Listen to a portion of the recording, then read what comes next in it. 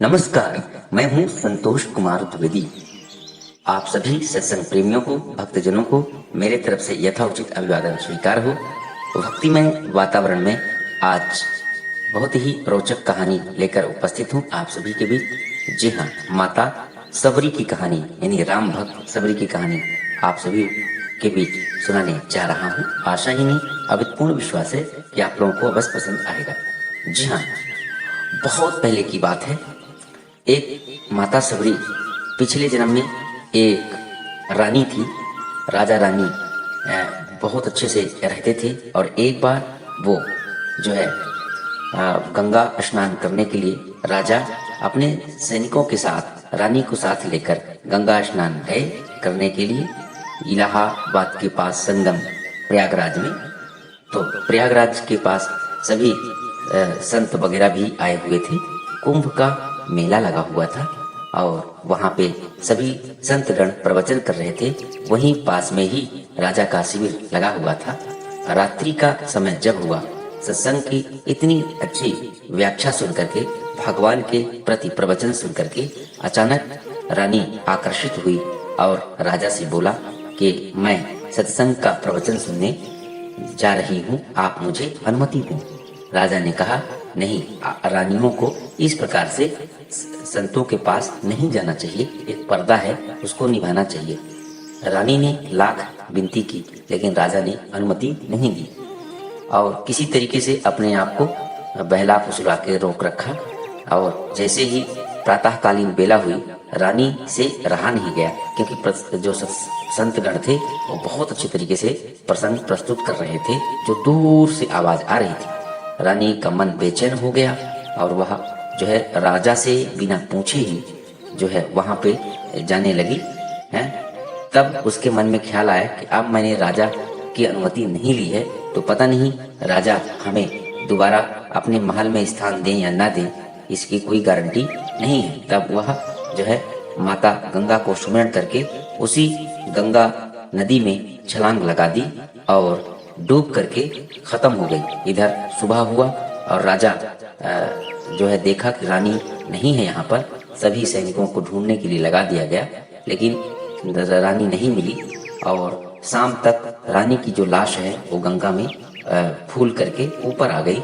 तब सैनिकों ने उसे निकाला और राजा ने रानी को पहचाना। राजा को बड़ा दुख हुआ कि मैंने क्यों अनुमति नहीं दी, लेकिन अब तो जो है रानी खत्म हो गई थी। वही रानी जो है इस जन्म में जो है एक भील के घर जन्म ली लड़की के रूप में और उसका नाम श्रवणा बताया गया है। श्रवणा नाम था और वह धीरे धीरे दिन दुगुना रात चौगुना बड़ी होती गई। जैसे ही वह युवा हुई तो भील के जो राजा थे उनको चिंता हुई क्योंकि भील के राजाओं की वो पुत्री थी और आप सभी को पता है कि भील लोग जंगल में रहते हैं। तो उसके शादी के लिए लड़का ढूंढने लगे और भील कुमार एक मिल गया और उसी से उसका विवाह निश्चित हुआ। विवाह के दिन जो है एक दिन पहले भीलों का एक रिवाज था कि वो जब कन्यादान करते हैं उससे एक दिन पहले सभी जानवरों को पकड़ करके रखते हैं और शादी के दिन उन जानवरों की हत्या करके बारातियों को उसी का खाना खिलाते हैं। ऐसी प्रथा थी। तो फिर क्या हुआ कि जो राजकुमारी थी श्रवणा, वह माता के पास में बैठी हुई थी। वहीं कई सारे पशु पक्षी जो है वहां पर बंद थे पिंजरे में। और तो जो है श्रवणा ने अपनी माता से पूछा कि माताजी, इनको पकड़कर क्यों लाया गया है? तब माताजी ने कहा कि बिटिया रानी, बात यह है कि जब हमारे यहाँ कन्यादान किया जाता है तो पशु पक्षियों की बलि दी जाती है और इसी को जो है खिला करके बारातियों का स्वागत किया जाता है। तब श्रवणा ने कहा, ये तो गलत बात है। पशु पक्षी भी एक जीव होते हैं और उनकी हत्या करना ठीक बात नहीं है। आप इस रिवाज को बंद कर दीजिए। माताजी ने कहा, ये हमारे पुरखों ने बनाया है सदियों से रिवाज, जिसे हम बंद नहीं कर सकते। यह सुन करके श्रवणा को अत्यंत कष्ट हुआ और जब रात्रि में सब लोग सो गए तब श्रवणा ने जो है उन सभी पक्षियों को पिंजड़े से निकाल करके उड़ा दिया और वहां से अंधेरे में ही जो है जंगल की ओर भाग गई, क्योंकि उसने सोचा कि जब हम रहेंगे ही नहीं यहाँ पर तो हमारे कारण पक्षियों की बलि नहीं दी जाएगी और जो है जीव हत्या से हम बच जाएंगे। यह सोच करके वह युवा अवस्था में ही घन जंगल की ओर चली गई। घनघोर जंगल में पहुंची, वहां कई ऋषि मुनि रहते थे और सभी ऋषि मुनियों से शरण मांगा श्रवणा ने, लेकिन जो है किसी ने भी जो है शरण नहीं दिया। और श्रवणा जो है सबर जाति की थी, भील का भी एक गोत्र होता है, सबर की पुत्री थी, इसीलिए उसका नाम श्रवणा बताया गया है। जी हाँ, कई मुनियों ने से शरण मांगी, लेकिन किसी मुनि ने उसको शरण नहीं दिया, क्योंकि वो ब्रह्मचर्य थे और लड़की को कौन शरण देता। तब वह जो है मुनियों की सेवा करने के लिए जो है सुबह पहर यानी प्रातःकालीन बेला में जंगलों से लकड़ी काट काट करके गट्ठर बना करके और मुनियों के जागने से पहले ही उनके हवन के लिए हर आश्रम के सामने एक एक गट्ठा रख देती थी।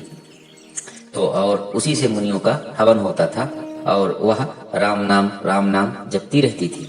तब एक दिन मतंग ऋषि ने उसे इस काम को करते देख लिया और जो है वो अपने आश्रम में ले आए। हालांकि कई ऋषि मुनि मतंग ऋषि के मना किए कि आप एक लड़की को अपने आश्रम में क्यों ला रहे हो।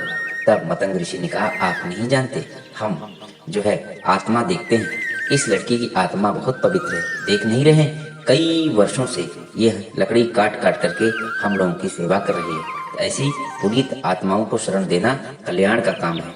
और मतंग ऋषि अपने आश्रम में ले आए और आश्रम की देखभाल सबरी को सौंप दिया। श्रवणा से मतंग मुनि ने उसका नाम सबरी कर दिया और इसी तरीके से मतंग ऋषि के आश्रम में वह रहने लगी। बहुत वर्ष गुजर गए और मतंग ऋषि अब जो है वो काफी वृद्ध थे। अब वो भगवान के पास जाने लगे। तब अंतिम समय में सबरी को बुलाया और बोला, बेटी मैं आपकी भक्ति से अत्यंत प्रसन्न हूँ, आप कोई मुझे मेरे से वरदान मांग लो। सबरी ने कहा, मुनि आप जो देंगे हमारे कल्याण के लिए ही होगा, मैं आपसे क्या वरदान मांगू, जो मेरे हितार्थ हो आप दे दीजिए। तब मतंग ऋषि ने कहा, मेरे मरने के बाद इस आश्रम की सारी जिम्मेदारी तुम्हारी है और मैं तुम्हें वरदान देता हूँ कि जिस राम नाम का तुम भक्ति करती हो वो राम एक दिन तुम्हारे पास अवश्य आएंगे, उनका प्रतीक्षा करना। यह कह करके जो है मतंग ऋषि अपना शरीर छोड़ देते हैं। विधि विधान से उनकी अंत्येष्टि की जाती है और फिर सबरी जो है मतंग ऋषि के आश्रम का सारा कार्यभार संभाल लेती है, क्योंकि मतंग ऋषि ने उसे उत्तराधिकारी अपना बना दिया था। सबरी रोज राम की प्रतीक्षा करने लगती है और बड़ी खुश होती है कि राम आएंगे, मेरे राम आएंगे। और यह कह करके रोज गलियों को साफ करती, फूल की बिछाती और ताकि उनको कांटे न लगे, है ना। इस प्रकार का कई सारे वो काम रोज इंतजार करती थी। और इधर बहुत दिन बीत गए। तब इधर राम लक्ष्मण जो है जब सीता का हरण हो गया था, तब वो सीता की खोज में इधर उधर भटक रहे थे। ऋष मुख पर्वत के पास ही उनका आश्रम था। तब राम जो है एक दिन राम लक्ष्मण वहां पहुंचे और पहुंच करके देखा कि जो है सेबरी नाम की ये महिला जो है यहाँ पर है। और कई ऋषि मुनियों ने बताया कि आगे चल करके सेबरी मिलेगी जो आपको रास्ता बताएगी। तो सेबरी से रास्ता पूछने के लिए राम वहां पहुंचे। तो राम पहुंचे तो अपना नाम बताया, क्योंकि राहगीर से सेबरी ने कहा कि आप कौन हैं। तब उन्होंने बताया, मैं अयोध्यापति राम हूँ। तब वह अत्यंत प्रसन्न हुई, बोले, प्रभु आप हमारे यहाँ आए, मैं आपकी वर्षों से तपस्या कर रही थी। इतनी खुश हुई कि राम लक्ष्मण को अपने आश्रम में लेके गई और वहाँ रोक करके और ताजे बेर तोड़ करके लाई और बैर को चख करके देखा कि कौन से बैर मीठे हैं, क्योंकि अपने प्रभु को वह मीठे बैर ही खिलाना चाहती थी। और वो सब लेकर के एक थाल में परोसा। लक्ष्मण ने बैर को देखा, कहा ये तो झूठे हैं। राम ने कहा नहीं, ये प्रेम से भरे हुए बैर हैं। हैं, देख नहीं रहे हो? इसने मुझे चख चख करके जो मीठे बेर हैं वो खिला रही है। राम को आसन दिया। राम बड़े प्रेम से सबरी के जूठे बैर खाए और फिर जो है सबरी के को बोला कि आपका कल्याण हो। और फिर उसके बाद सबरी राम का दर्शन करने के बाद जो है अपना शरीर त्याग दिया और राम आगे की ओर चले गए। तो इस प्रकार से सबरी की भक्ति अमर है और सबरी ने जिस तरीके से जन्म जन्मांतर तक राम जी के इंतजार में अपने जिंदगी गुजारे और उसका फल उसे प्राप्त हुआ कि स्वयं प्रभु श्री राम उसको दर्शन देने आए। तो इसी प्रकार से इस कहानी से यह शिक्षा मिलती है, यदि हम ईश्वर के प्रति आस्था रखें तो ईश्वर एक न एक दिन भक्त को दर्शन देने अवश्य आते हैं। आशा है कि ये कहानी आप लोगों को अवश्य पसंद आए होगी। आज के प्रसंग में इतना ही कह करके मैं यह प्रसंग समाप्त करता हूँ। बोलिए राजा रामचंद्र की जय, बोलिए उमापति महादेव की जय, बोलिए वीर बजरंग बली की जय, बोलिए सभी 33 करोड़ देवी देवताओं की जय।